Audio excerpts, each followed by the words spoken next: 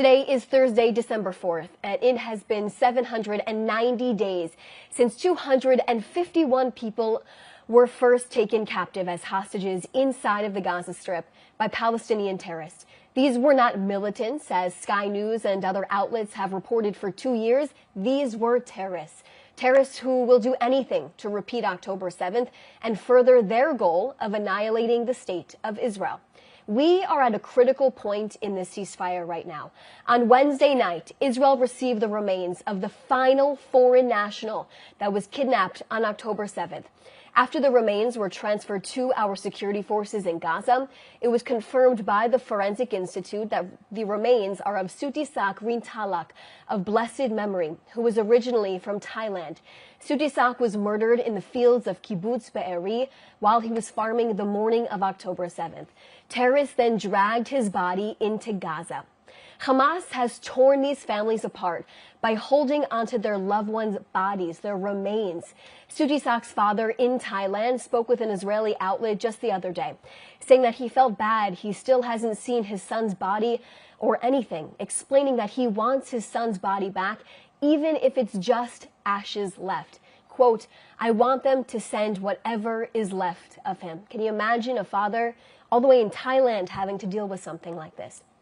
That's the direct quote from his father, a grieving father who hasn't seen his son in 2 years as he came to Israel for a better life. This is him. Sutisak would send money back to his family constantly on a near weekly basis. His mother told an Israeli outlet that her son wanted to save a bit more money and then come back to Thailand for good. And then October 7th happened. As you can see right here, this is what some of these videos, a Thai hostage being kidnapped into hospitals on October 7th. It's a horrific video. This was captured on October 7th by surveillance video. As you can see, a Thai hostage being brought into a hospital. As you can see, hospitals were used by Hamas. Many of these hostages came to Israel for a better life, working our fields in the south, tending to the farms of our kibbutzim. Some were students who arrived on internships to learn the advanced agricultural techniques. These are some Thai hostages who were released from Hamas captivity after 482 days. These terrorists in Gaza had a different idea. Even though these foreign nationals had no stake in this conflict, no warning of what Hamas was preparing for them just across the border, and no way to comprehend the terror that would strike them that horrific morning. Sutisak wasn't Jewish, and he wasn't Israeli. Neither were these hostages. He was simply here seeking opportunity. Hamas did not discriminate on October 7th, whether you were Jewish, Muslim, Christian, Asian, African, or any identity. Every innocent person in the terrorist path suffered the same barbarity. They did not stop to ask who was a local or who was a foreigner. They unleashed their brutality on every human being that they encountered. We know that 35 foreign nationals without Israeli citizenship were kidnapped by Palestinian terrorists on October 7th. These were people who had no idea the brutality that they would be facing on October 7th. Like we showed you some of these videos of hostages being taken into captivity in hospitals. Hamas has used these hospitals, exploiting them to hide hostages and keep them captive there.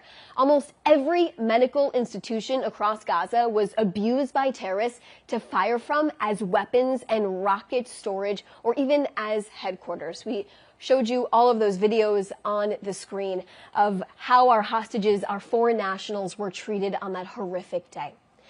Our final last hostage that is still in captivity right now is Master Sergeant Ron Vili, who was on medical leave for a broken shoulder on the morning of October 7th. A member of the counter-terror police unit Yassam, Ron rushed down to the southern border and he battled terrorists near Kibbutz Alomim. He was murdered that morning and his body was dragged into Gaza. Ron's mom wrote on Facebook, "The first to head out and the last to come back. We won't stop until you return." And neither will the Prime Minister, who has made this mission to bring our hostages home a personal undertaking. Israel is exhausting every effort until our final hostage, Ron Vili, comes back home. At today's government meeting, Prime Minister Netanyahu confirmed Ron eliminated 14 terrorists in his battle against terrorists on that day. The Prime Minister is in regular contact with Ron Vili's remarkable family, who have called the operations and plans to bring home 254 hostages from Gaza unbelievable. The Prime Minister is determined to bring Ron home. Next, I want to draw your attention to the interview the Prime Minister gave to the New York Times last night.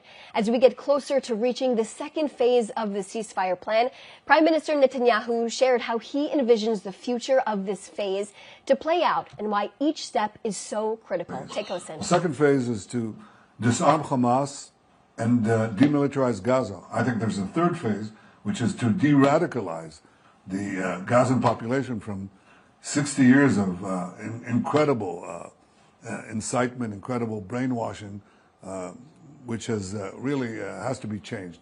But the first phase is you've got to get rid of Hamas. Now, that is going to happen in one of two ways. It could happen with an international force that the United States is trying to put together, and I hope they succeed.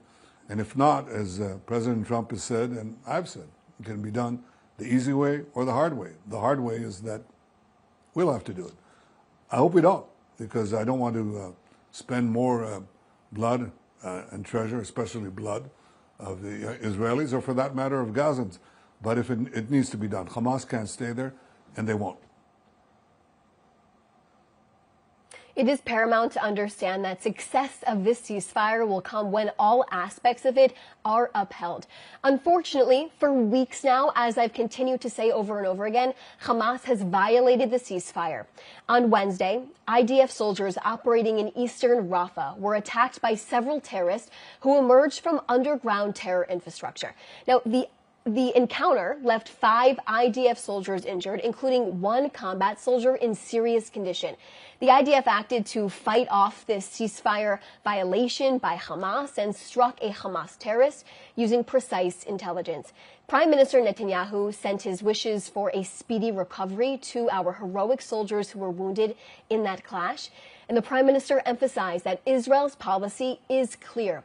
Israel will not tolerate the harming of IDF soldiers and will respond accordingly. Next, as mentioned yesterday, Israel had a positive meeting with the Lebanese government and economic officials. At the direction of Prime Minister Netanyahu and as part of the ongoing security and dialogue between the United States, Israel, and Lebanon, the deputy head of the Foreign Policy Division at the National Security Council held a meeting in Lebanon with President Trump's advisor on the issue of Lebanon and with other relevant Lebanese civilian representatives. The meeting took place in a good atmosphere, and it was agreed that ideas would be formulated to advance possible economic cooperation between Israel and Lebanon, a historic development. Israel clarified that Hezbollah is required to disarm, regardless of the advancements of economic cooperation. Now, both sides agreed to hold a follow-up discussion. And also, in that New York Times interview last night, Prime Minister Netanyahu said the following about further cutting off Iran's terror axis with successful operations targeting the head of the snake, while also working with our neighbors together to confront our mutual enemies. Take a listen. We removed this threat of nuclear annihilation that could have happened within a year. Iran, within a year, within 6 months, could have had its first atomic bomb. And they would have no compunction about throwing it at Israel. And where do you think Iran is right now on that? Well, I think we pushed them back a lot, Andrew. How far? Well, I think it's very hard to manufacture a bomb when your top scientists are knocked out. They had atomic scientists, and we knocked them out in the first 2 minutes of the war, along with their top command. We set them back. Does that mean that they won't try again? Of course they'll try again. But our focus right now is on the Iran axis, on their various proxies. On Hamas, let's finish the job there and open up a path for a different future for Gaza and for Israel. And the same thing is true of Hezbollah. I mean, we opened up the possibility of a change in Lebanon. I think it's also up to the people of Lebanon to seize the future of their own country. But we've brought down Hezbollah a lot, and we deal with the Houthis and any other proxies that we have to deal with. I think opportunities are vast. They're vast, but I think it requires more work. Finally, to share with you in the government meeting this morning, the Prime Minister reiterated that Israel's success in its battle against the Axis terror is opening up opportunities for peace with our neighbors. He lauded Israel's strong and stable economy, where investments continue and will do so in the future. The stock market is breaking records and the shekel has strengthened. Interest rates have also dropped and unemployment is at an all-time low. And just keep in mind, this all happened over the course of 2 years of war on several fronts. I can also share with you today, Prime Minister Netanyahu will be welcoming the German Chancellor on Sunday. Here at the Prime Minister's office, a joint press conference will also be held in the afternoon. I'll take a few questions right now. Joel Pollack from California Post. Can you comment on a protest yesterday in LA that targeted a Jewish community meeting at the Wilshire Boulevard Temple to discuss physical security with Israeli officials? I do not have any information on this, Joel, but I can look into it. Second question, can you comment on the challenge of negotiating with Lebanon while also carrying out airstrikes on Hezbollah? Like I reiterated inside of that briefing, I discussed that Israel will continue to defend itself and Hezbollah is required to disarm regardless of conversations that take place. And the state of Israel will continue to insist on the full enforcement of the ceasefire in Lebanon to ensure that this terror group is completely cut off. They're not rearming, that there's no threat to the state of Israel, its citizens, and our security forces as well. 3, Prime Minister Netanyahu said he's willing to come to New York. Is there a visit planned, and what would Israel do to prevent the Prime Minister's threatened arrest by Mayor-elect Mamdani? He had an interview yesterday with the New York Times, and he spoke a little bit about that. You can take a listen to it there. Steve Shear from Reuters. Given the political environment and political infighting within the coalition, how much effort is Netanyahu putting into passing the 2026 budget to ensure the government does not collapse by the end of March? Could not passing the budget be used to call for new elections? Well, the Prime Minister is a beyond strong leader, and he is pushing his agenda forward. We also released a statement on this as well from the government meeting this morning. You can take a look at that.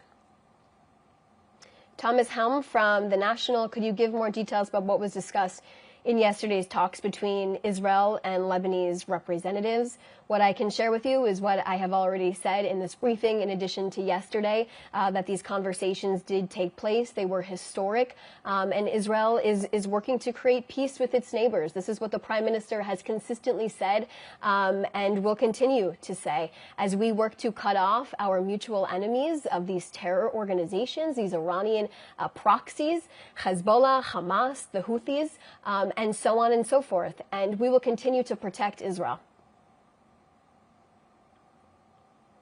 Teresa, Forum Daily News, can you clarify what other conditions Israel considers necessary before reopening Gaza's main crossing and how today's transfer of remains factors into that decision?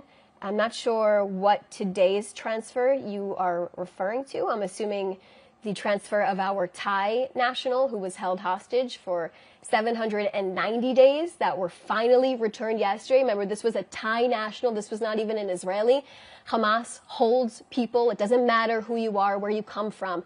A Thai national was in captivity for more than 2 years. And let's remember, we still have our hostage, another Israeli hostage still in captivity. We have one hostage left. Hamas made an agreement at the beginning of this, more than 50 days ago now, that they would be releasing all 48 of our hostages within 72 hours. I'm standing up here more than 50 days since that agreement was made, and we still have one hostage in captivity. It's unacceptable. It is a violation of the agreement. They made a commitment. It is expected that that is to be upheld. Adam Parsons from Sky News, can you please confirm that Abu Shabab has been killed, and can you outline the relationship Israel had with Abu Shabab? I've seen these reports. I cannot comment at this time. And by the way, I was watching Sky News yesterday, and I noticed over and over again that Hamas terrorists are actually referred to as militants. These are terrorists. I have seen this widespread for 2 years now. Why is the term militant being used to describe people who came across the border, slaughtered communities, massacring them, taking people hostage for more than 2 years being defined as militants. This is a terror organization who believes in the jihadi movement. These are terrorists. Let's use the correct terminology here. We have seen it over and over again. Sky News has used it once again, nearly for 2 years, in addition to the BBC and so many other organizations. I read your outlets on a daily basis, and I would prefer, including the entire rest of the world who believes in democracy, to not see the word militant being used to describe an actual terrorist. Okay, so these are all the questions that I see right now. If you have any other questions, please reach out to our office. Thanks so much for your time today.